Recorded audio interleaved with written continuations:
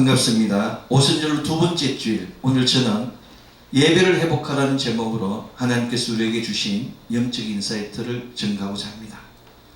사랑하는 성도 여러분, 지금 여러분은 예배를 회복하기 위하여 무엇을 하고 계십니까?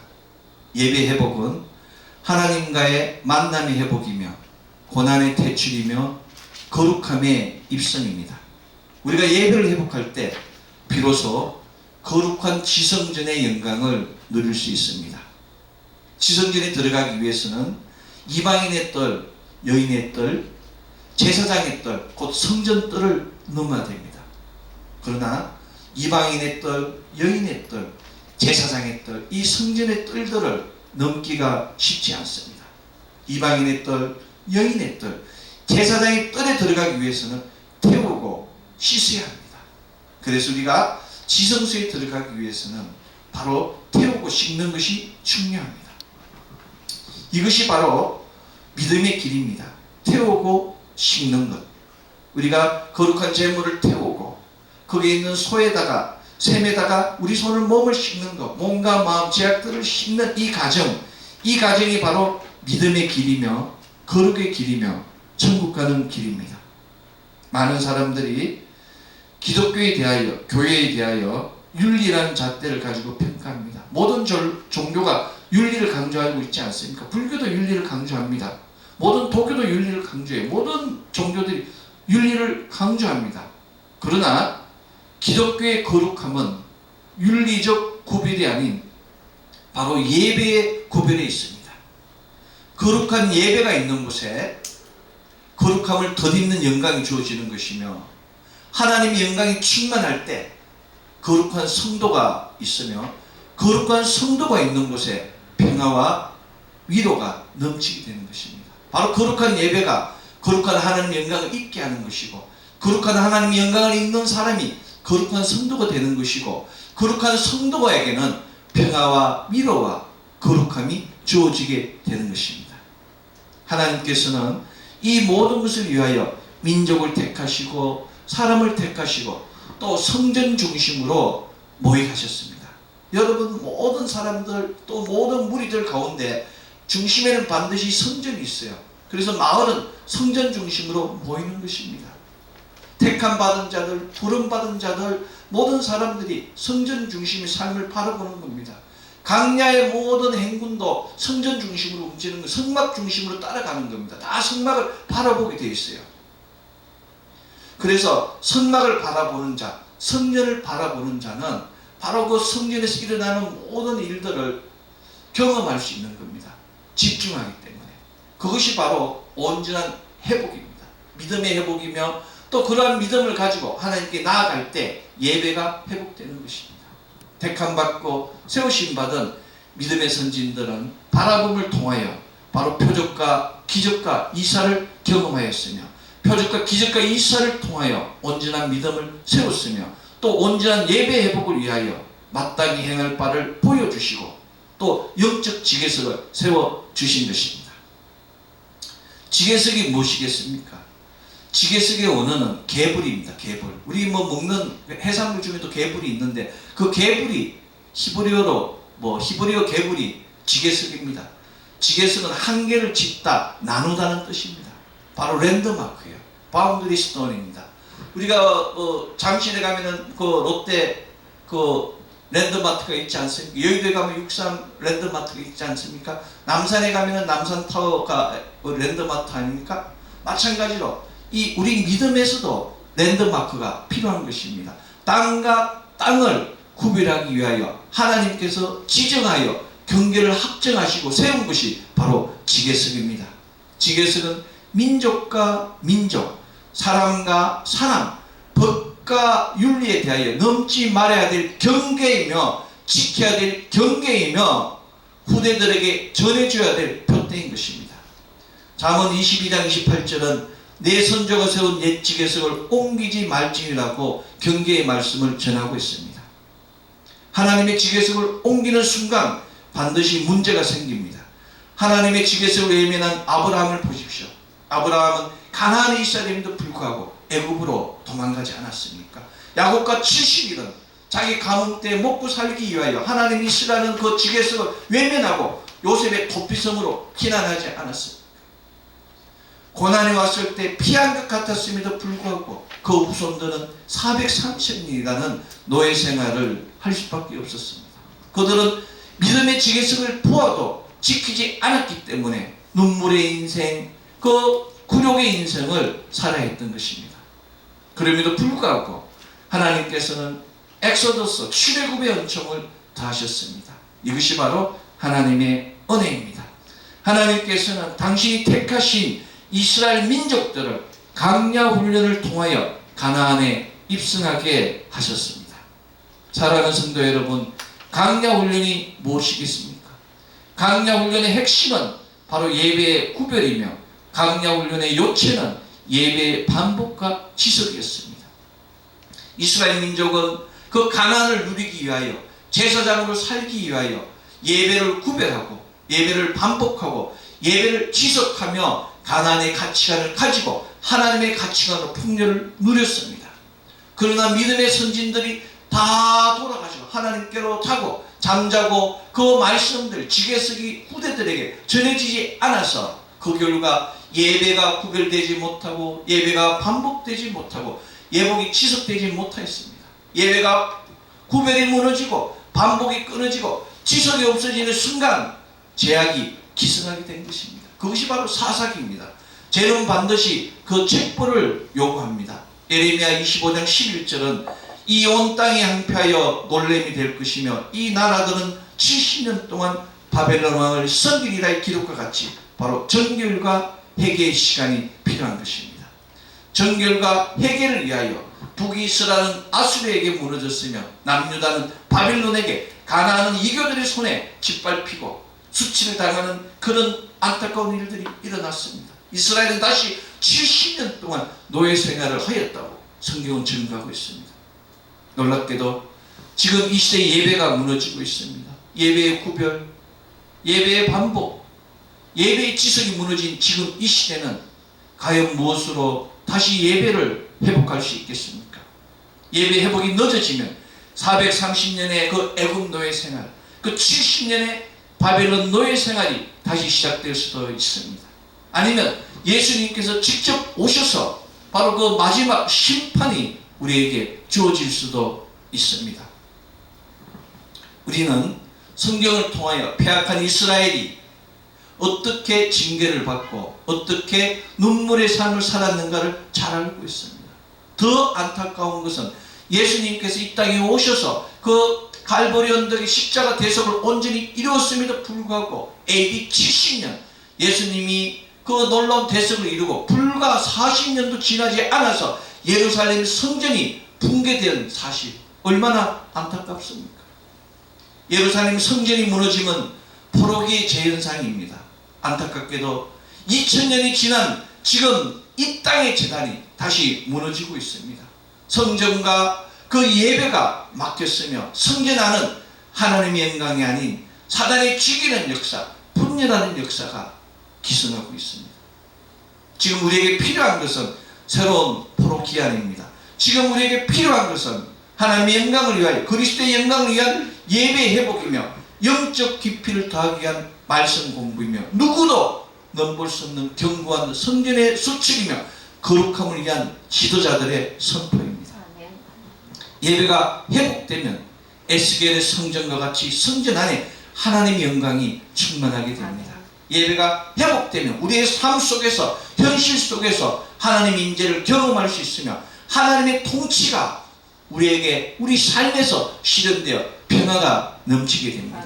예배를 통하여 겸손히 그리스도 안에 거할 때 비로소 우리가 참된 평화와 거룩함을 누릴 수 있게 되는 것입니다. 시편 기자는 오늘 구약성서 본문 시편 130편 6절 파수꾼이 아침을 기다림보다 내 영혼이 주를 더 기다리나니 참으로 파수꾼이 아침을 기다림보다 더하다고 고백하며 하나님의 더딘 응답에 지쳐서 그 간절함이 파수꾼이 아침을 기다림보다 더 절실하다고 노래하고 있습니다. 왜 시편 기자는 하나님을 찾으며 하나님을 기다리겠습니까? 사람은 자신의 평화가 깨졌을 때 하나님을 찾습니다. 문제가 생길 때 하나님을 찾지 않습니까? 마찬가지로 시편 기자 역시 자신의 평화가 깨져서 하나님께 간구하고 있는 것입니다. 평화는 모든 것을 포함합니다. 물질의 평화, 마음의 평화, 육신의 평화, 영혼의 평화, 이 모든 것이 평화라는 단어, 샬롬이라는 단어 안에 함축되어 있습니다. 평화를 지키는 것은, 샬롬을 지키는 것은 인간의 힘, 자신의 힘으로는 부족합니다. 오직 하나님께서 함께 하실 때 평화가 유지됩니다. 그래서 우리가 잘 아는 예루살렘, 이루샬렘입니다. 샬롬의 도시예요. 평화의 도시라고 예루살렘이 불리게 된 것입니다. 그곳에 하나님의 성전이 있기 때문에 그 도시가 예루살렘, 이루샬렘이 된 것입니다. 그런데 요즘 많은 사람들의 육신의 평화가 무너지고 있습니다. 코비드-19, 코로나 바이러스로 인하여 전 세계가 불안해하고 있지 않습니까? 사랑하는 성도 여러분, 이 불안한 시대에 우리는 무엇을 해야 되겠습니까? 시편 130편 1절은 여호와여 내가 깊은 곳에서 주께 부르짖었나이다 라고 기록하며 하나님께 부르짖으라고 증가하고 있습니다. 깊은 곳이 어디겠습니까? 우리가 고난의 꼴짝이, 실패의 꼴짝이, 허감의 꼴짝이, 심령의 꼴짝이, 바로 깊은 곳은 그런 것입니다. 고난, 실패, 낭만, 눈물, 해안, 그 모든 후회가 있는 곳이 깊은 곳입니다. 그 깊은 곳에서 하나님께 부르짖으라는 것은 뭡니까? 하나님의 이름을 부른다는 것은 하나님께 예배 드리는 겁니다. 믿음은 다른 것이 아닙니다. 자기가 힘들고 어려울 때 우리를 지으시니 우리를 온전케 하시는 그 하나님께 하나님의 이름을 부르며 우리의 잘못을 인정하고 고백하고 기도하는 것입니다. 그것이 바로 예배입니다. 예배를 통하여 하나님의 이름을 부르고 하나님께 간구하며 하나님의 은혜를 기다리는 것이 바로 그것이 믿음입니다. 성례의 믿음은 다른 것이 아닙니다. 깊은 곳에서 고난의 꼴짝이, 실패의 꼴짝이, 허감의 꼴짝일지라도 어떤 환난과 고난, 실패와 좌절이 임할지라도 하나님을 찾으면 하나님께서 문제를 해결해 주신다는 확신이 바로 성례의 믿음입니다. 주님만 함께 하시면 넘지 못할 일이 없다는 그 믿음이 바로 성례의 믿음입니다. 그래서 예배가 필요한 것입니다. 예배를 통하여 간절히 간구하고 부르짖으면 평화가 회복되고 거룩한 삶, 성결한 삶, 구별된 삶의 역사가 가정, 자녀, 기업 위에 넘치게 되는 것입니다. 우리가 잘 아는 아브라함은 자기 부인 사라를 누이라고 2번이나 쏟겼습니다. 하나님께서 지시한 그 땅 가나안이 아니라 애굽으로 내려갔습니다. 또 하나님께서 약속하신 이삭이 있음에도 불구하고 하갈을 통하여 이스마엘을 얻었습니다. 하나님의 영적 지배에서 벗어난 것입니다. 그러나 창세기 22장 모리아산 예배를 통하여 평화를 회복한 것입니다. 아브라함은 자신의 가장 소중한 100살에 얻은 아들 이삭을 하나님께 드림으로 하나님의 신뢰를 회복한 것입니다. 이때 이삭의 나이는 37세였어요. 37세 성년의 나이임에도 불구하고 육적 아버지 아브라함께 순종하고 자신을 하나님께 제물로 드렸습니다. 자신의 몸을 하나님께 드리는 그 믿음을 하나님 열람하신 것입니다. 이삭은 자신을 하나님께 드림으로 믿음의 관문을 통과한 것입니다. 야곱은 어떻습니까? 야곱은 속임수로 장자권을 탈취하고 도망가지 않았습니까? 그 창세기 28장에 보면 베델에서 꿈을 꾸지 않습니까? 그래서 천사가 씨름하여 이스라엘이라는 이름을 얻은 것입니다. 그러나 그 믿음도 벳엘은 베트엘입니다. 하나님의 집이라는 뜻이에요. 그런데 그 믿음도 여자를 보는 순간에 사라진 것입니다. 자신의 욕망을 위해서 21년 동안 하나님께 예배를 드리지 않고 한 여자를 위하여, 라헬을 위하여 자신의 전부를 희생하지 않았습니다. 그리고 자신의 목적을 이룬 후에는 다시 돌아오는데 창세기 34장 세겜에서 그 시므아 레위 족속들이 그 많은 그 세겜 민족들을 다 죽이지 않았습니까? 약탈하고 도둑질하고 그 많은 죄를 짓는 순간에 야곱은 그 가나안 족속과 브리스 족속이 자기를 해할 것을 두려워하여 자기의 그 자녀들 다 데리고 베델로 올라간 것입니다. 35장이 그런 겁니다. 베델에서 하나님께 예배를 드렸어요. 자녀들에게 다 모두가 합쳐서 하나님께 예배를 드린 것입니다. 그 온전한 예배를 드림으로 해서 자기뿐만 아니라 자기 가정, 앞으로 이스라엘 하나님의 그 모든 대를 위한 하나님의 백성의 민족을 이룰 그 온 족속을 예배 드리게 함으로 하나님의 믿음을, 신뢰를 다시 회복한 것입니다. 이것이 하나님의 구속사이고 이것이 믿음의 알고리즘입니다. 온전한 예배가 있는 곳에 용서가 있는 것이며, 온전한 예배가 있는 곳에 회복이 있는 것이며, 온전한 예배가 있는 곳에 축복이 있는 것입니다. 온전한 예배 이후에 비로소 구속과 구원이 있으며, 온전한 예배 이후에 평화와 거룩함이 주어집니다. 우리 모두는 예수 그리스도로 말미암아 온전한 구원을 성취하였습니다. 중요한 것은 이 온전한 구원은 죽음 이후뿐만 아니라 현실의 삶도 주장한다는 사실입니다. 여러분의 삶을 돌아보십시오. 지금 평화가 넘칩니까? 믿음이 온전할수록 평화가 넘치는 것입니다. 죽음 앞에서 담대히 내가 그리스도와 함께 십자가에 못 박혔나, 이제 내가 사는 것은 내 안에 그리스도가 사신 것이다. 그리스도를 믿는 믿음 안에서 내가 살아간다는 그 믿음의 고백이 넘쳐나오게 되는 것입니다. 이것이 바로 구원의 기쁨이며 구원의 능력입니다. 온전한 구원은 구원받은 성도로 하여금 참된 지성소, 천국 삶을 살아가기 때문에 이때한 어떤 것도 두려움을 줄 것이 없게 되는 것입니다. 여러분에게 평화가 없다면 기도하십시오. 그것이 십자가에 기도하십시오. 보배로운 피에 기도하십시오. 그리고 하나님께 고백하십시오. 하나님, 나는 연약합니다. 나는 아무것도 할 수 없습니다. 나는 너무나 부족하기 때문에 하나님을 배울 수가 없습니다. 라고 기도하는 순간에 하나님 역사가 일어나는 것입니다. 이것이 바로 구원의 능력이며 구원의 권능이며 구원의 플랫폼이 되는 것입니다. 지금 이 시대에 필요한 것은 바로 이 온전한 구원을 위한 지성소의 삶, 평화와 거룩함을 위한 예배입니다. 지금 이 시대에 필요한 것은 예배의 회복을 위하여 부름받은 참된 영적 지도자입니다. 여러분, 구약시대 때는 영적 지도자 스룹바벨이 있었습니다. 스룹바벨을 통하여 성전을 축성했어요. 무너진 성전을 다시 축성한 겁니다. 또 영적 지도자 에스라를 통하여 말씀 공부를 통하여 영적 거룩한 선교를 회복했습니다. 또 영적 지도자 느헤미야를 통하여 또 성벽을 온전하게 개축한 것입니다. 하드웨어와 소프트웨어와 그 안에 있는 흐름까지, 시스템까지 온전하게 교미된 것입니다. 그렇다면 지금 이 시대의 스룹바벨은 누구며, 지금 이 시대의 에스라는 누구며, 지금 이 시대의 느헤미야는 누구이겠습니까? 우리 모두가 스룹바벨이 되어야 됩니다. 우리 모두가 느헤미야가 되어야 하며 우리 모두가 에스라가 되어야 되는 것입니다.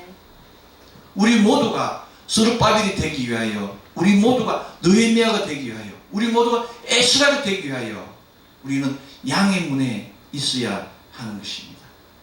양의 문이 어떤 곳입니까? 양들을 바치기 위해서 양을 끌어들이는 문입니다. 양이 통과하는 문이에요. 양은 뭡니까? 제물입니다. 하나님께 드리는 거예요. 태워지고 피 흘리는 곳입니다. 양의 문은 희생이 없으면 은혜를 받을 수가 없어요. 구원을 받을 수가 없습니다. 피를 흘려야지만이 어려워질 수 있는 것이 양의 문입니다. 인간의 행위로 어려워질 수 없는 그곳 양의 문. 그런데 놀랍게도 요한복음 10장 7절에서는 예수께서 이르시되 내가 진실로 진실로 너희에게 말하노니 나는 양의 문이라고 말씀하셨습니다. 구약시대 때는 참 양을 통하여, 소를 통하여, 비둘기를 통하여 피를 흘려야지만이 그때마다 은혜를 맛볼 수가 있었어요. 그런데 우리가 그리스도 안에 있으면, 그리스도를 주라고 고백하는 순간에 있으면 피 흘릴 필요가 없다는 것입니다. 재물이 필요 없다는 것입니다. 그리스도 우리하고 함께 하기 때문에 우리 안에 구원이 넘치게 되는 것입니다. 어떠한 죄도 우리를 구속지 못하는 것입니다. 하나님께 우리가 이미 모든 것을 구속하셨어요. 그리고 모든 것이 죄 없다 하심을 입었기 때문에 우리는 하나님의 거룩한 성민이 된 것입니다. 느헤미야 3장 1절은 양문을 건축하여 성별하고, 양문의 건축이 시작입니다. 성벽의 건축은 양문에서 시작하여 양문으로 마치는 겁니다. 예수 그리스도로 시작하여 예수 그리스도로 마치는 것입니다. 양의 문은 거룩한 문이며 양의 문은 구원으로 가는 길입니다. 우리가 양의 문을 통하여 하나님 나라에 들어오는 것이며 양의 문을 통하여 영생을 얻는 것이며 양의 문을 통하여 승리하게 되는 것입니다. 그래서 우리 주 예수 그리스도 앞에만 있으면 우리는 모든 걱정, 염려, 문제들이 다 사라지는 것입니다. 오늘 신학선서 본문 히브리서 12장 2절 A, 믿음의 주요 또 온전케 하시는 예수를 바라보자의 말씀입니다. 히브리서 기자는 바로 양의 문에 있으라는 겁니다. 양의 문 대신 예수 그리스도만 바라보라는 겁니다. 아멘. 왜? 구원은 양의 문에서 시작해요. 하나님의 축복은 양의 문에서 시작하기 때문에 예수 그리스도를 바라보라고 이야기하는 것입니다. 그런데 NIV 성경은 이렇게 이야기합니다. Let us fix our eyes on Jesus예요. 바라보는 look at Jesus가 아니고 see Jesus가 아니고 fix라는 겁니다. fix라는 것은 고정시킨다는 겁니다. 우리가 그냥 바라보는 것이 아니고 이쪽 저쪽 바라보는 초이스가 있는 것이 아니고 그냥 우리의 모든 것을 우리의 마음과 생각과 모든 신념들을 예수 그리스도께 고정시키라는 겁니다. 아멘. 하나님 뜻이에요. 믿음의 주요 온전케 하시는 이라고 말씀하셨는데 NIV 성경에 The awesome perfect of our faith예요. awesome입니다. 저자예요. 이반자입니다. 우리 믿음을 설계하신 분이 예수 그리스도라고. 우리 믿음의 이반자이시며 우리 믿음의 저자이신 예수 그리스도예요. 퍼펙트, 온전하게 하시는 퍼펙트, 완성시키는 자입니다. 우리의 믿음을 완성시키는 자. 그 예수 그리스도를 바라볼 때 지금 내가 부족합니다. 믿음이 부족해요. 믿음의 단계가 9스텝이면 3스텝, 3스텝밖에 되지 않아요. 4, 5단계밖에 되지 않습니다. 그럼에도 예수를 받아보면 예수님께서 그 나머지 부분을 채워주신다는 얘기입니다. 예수님께서 완성시켜 주시는 것입니다. 아멘. 이것이 바로 하나님의 법입니다. 인간으로 나아갈 수 없는 것, 노력으로 나아갈 수 없는 것, 물질로 나아갈 수 없는 그것이 하나님의 법인 것입니다. 예수님을 바라보면 우리 믿음이 온전하게 됨을 선포하십시오. 예수님을 바라보면 바로 예수님으로 말미암아 예수님의 권세가 우리에게 주어짐을 믿으시고 너희가 내 이름으로 무엇이든지 구하든지 내가 행하리라는 말씀과 같이 예수 이름으로 선포하고 예수 이름으로 기도하고 예수 이름으로 구할 때 하나님 역사가 일어나는 것입니다. 히브리서 저자는 분명히 우리의 믿음을 퍼펙트, 안전하게 완성시키는 주라고 선포하셨습니다. 우리는 지금 부족합니다. 우리는 지금 너무나 연약합니다.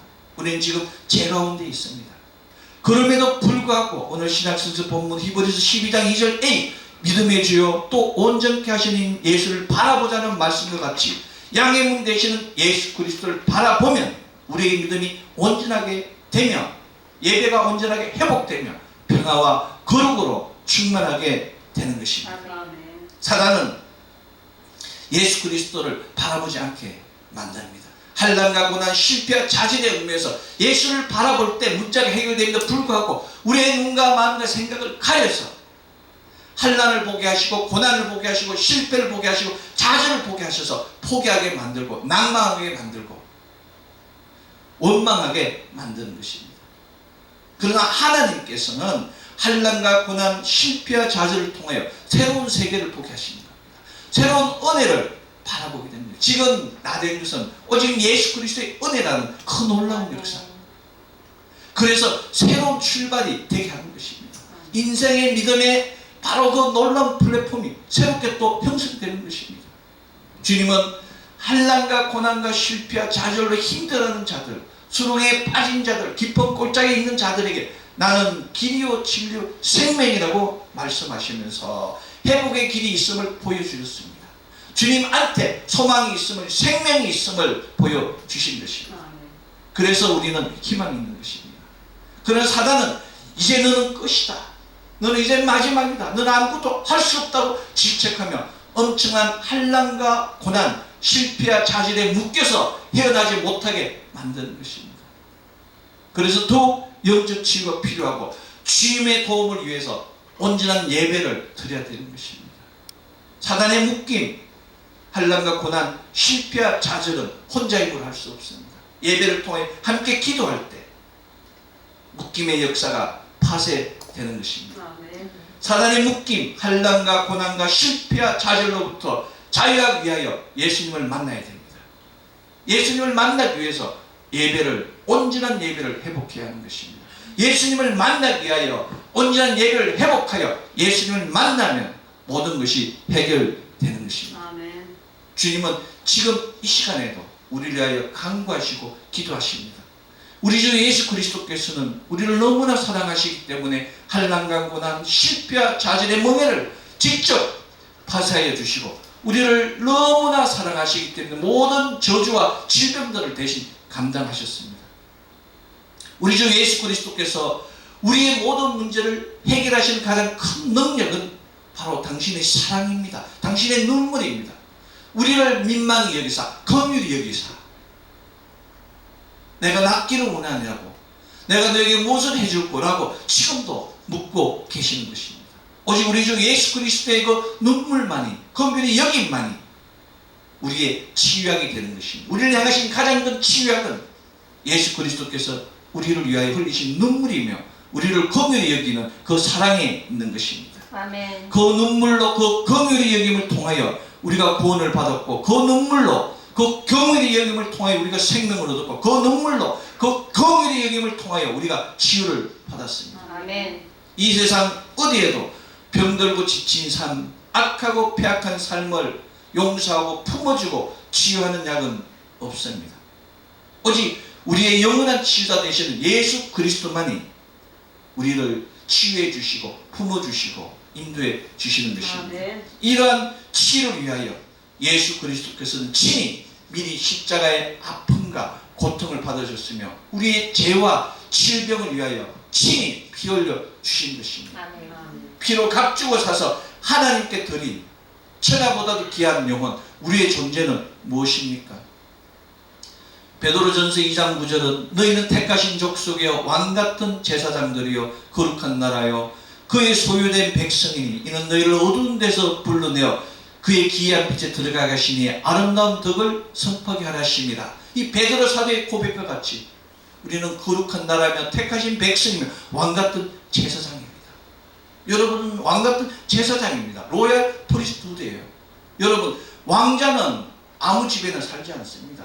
제사장 역시 아무 집에나 살지 않습니다. 왕같은 제사장은 아무 집에나 살지 않고 오직 몸된 교회, 거룩한 성전에서만 사는 것입니다. 교회가 무엇입니까? 교회는 이 땅에 실현되고 있는 하나님의 나라며 하나님의 통치가 이루어지는 지계석입니다. 랜드마크예요. 왕같은 제사장은 아무 공부는 하지 않습니다. 거룩한 말씀을 공부해야 되는 것입니다. 거룩한 말씀 공부는 하나님 나라의 영적 질서를 배우는 것이며 왕자 교육을 받는 것입니다. 지금 여러분은 왕자 교육을 받는 겁니다. 하나님 나라의 그 거룩한 말씀을 공부하는 것이 하나님 나라의 왕같은 제사장, 그 수업을, 서연 수업을 받는 것입니다. 바벨론에도 해당이 있었습니다. 예배가 있었습니다. 그러나 하나님께서는 기뻐하지 않았습니다. 왜냐하면 그곳에는 하나님의 영적 지혜석이 없었기 때문입니다. 구원은 오직 주님께서 예정하신 것, 주님이 세우신 지혜석 안에서만 이루어지는 것입니다.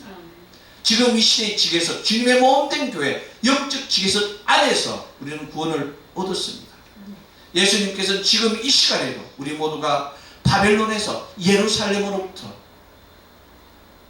다시 회복되기를 기다리는 것입니다. 영적 지혜석이 없는 그곳이 아니라 예수 그리스도의 십자가 있고 예수 그리스도의 피가 있고 예수 그리스도의 거룩한 말씀이 있는 그곳에서 우리가 새롭게 거듭나기를 원하시는 것입니다. 크리스찬은 아무 곳에서나 살 수 없습니다. 크리스찬은 아무 곳이나 먹을 수 없어요. 크리스찬은 아무 사람이나 만날 수 없습니다. 구별되고 구분된 삶을 살아야 돼요. 이것이 바로 영적 깊이입니다. 영적 깊이는 말씀을 묻고 성령님과 동행하는 정인의 삶을 살 때 깊어지는 것입니다. 이 땅에 있는 사람은 사랑 세상 속에서 아무렇게나 살아갈 수 있어요. 육체적 지각을 갖고 자신의 원하는 욕망으로 살아갈 수 있습니다. 그러나 크리스찬은 그리스도 안에서 그리스도의 말씀을 통하여 영적 세계 안에서 영적 지각을 가지고 영적 하나님을 만나야 되는 것입니다. 구약시대 때는 뜰이 있었어요. 이방인의 뜰, 여인의 뜰, 제사장의 뜰. 그것을 넘기 위해서 태우고 심는 그런 많은 과정을 거쳤어요. 그래도 지성소 거룩한 곳에 들어가지 못하였습니다. 신약시대 때는 물세례가 있습니다. 성령세례가 있습니다.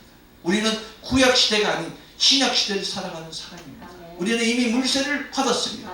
예수 그리스도를 주라고 말씀을 주라고 인정하는 순간에 성령세례도 함께 받은 것입니다. 성령으로 말미암지 않고는 예수 그리스도를 주라고 신하지 못한다는 말씀 같이 우리는 물세례, 성령세례를 다 받은 것입니다. 이제 그 다음이 중요한 것입니다. 물세례, 성령세례로 끝나는 것이 아니라 거룩한 말씀을 듣고 순종하는 삶을 살아야 합니다. 거룩한 말씀을 듣고 순종하는 것이 반석 위에 집을 짓는 것이며 믿음을 견고하게 하는 것입니다. 로마서 10장 17절은 믿음은 들음에서 나며 들음은 그리스도의 말씀으로 말미암느니라.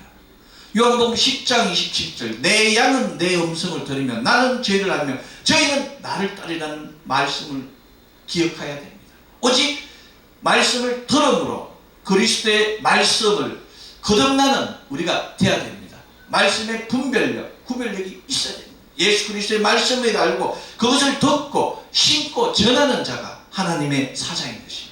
그것이 바로 사도의 삶을 사는 것이며 왕같은 제사장의 삶을 살아가는 것입니다. 말씀으로 믿음을 세우고 성령으로 믿음을 행하는 우리 되기를 원합니다. 고린도전서 4장 2절 맡은 자들에게 구할 것은 충성이라. 이 놀라운 충성이 오직 말씀과 성령 중심의 믿음으로 실행하는 우리 되기를 원합니다.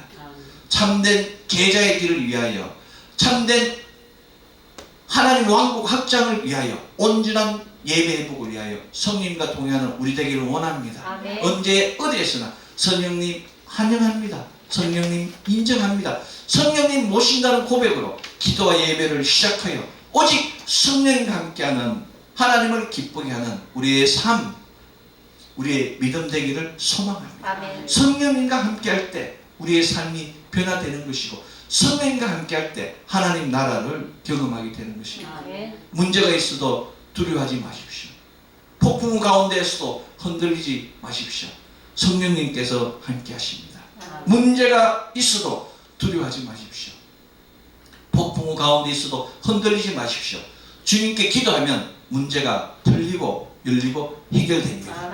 빌립보서 4장 6절로 7절 아무것도 염려하지 말고 오직 모든 일에 기도와 간구로 너희 구할 것을 감사함으로 하나님께 아뢰라. 그래야면 모든 지각에 뛰어난 하나님의 평강이 그리스도 예수 안에서 너희 마음과 생각을 지키리라의 말씀과 같이 예수님과 함께 예수님의 이름으로 기도와 간구하여 하나님을 영접하는 하나님을 경험하는 하나님의 표적과 기적과 이사가 넘치는 하나님의 평화가 넘치는 하나님의 거룩함이 넘치는 우리 모두 되기를 소망합니다. 사랑하는 성도 여러분, 지금 여러분은 누구를 기다리고 계십니까? 지금 여러분은 문제를 어떻게 해결하고 계십니까? 지금 여러분은 그리스도 안에서 참된 평화를 누리고 계십니까? 오순절로 두 번째 주일 양해분 되시는 예수 그리스도를 통하여 예배를 회복하고 예배 회복을 통하여 평화 거룩함을 입고 예수 그리스도의 부활의 생명을 온 세상에 지나는 놀라운 역사가 가정자녀 기업 위에 차고 넘치기를 소망합니다. 기도하겠습니다. 사랑의 주님 감사합니다. 오순절로 두 번째 주일 거룩한 주님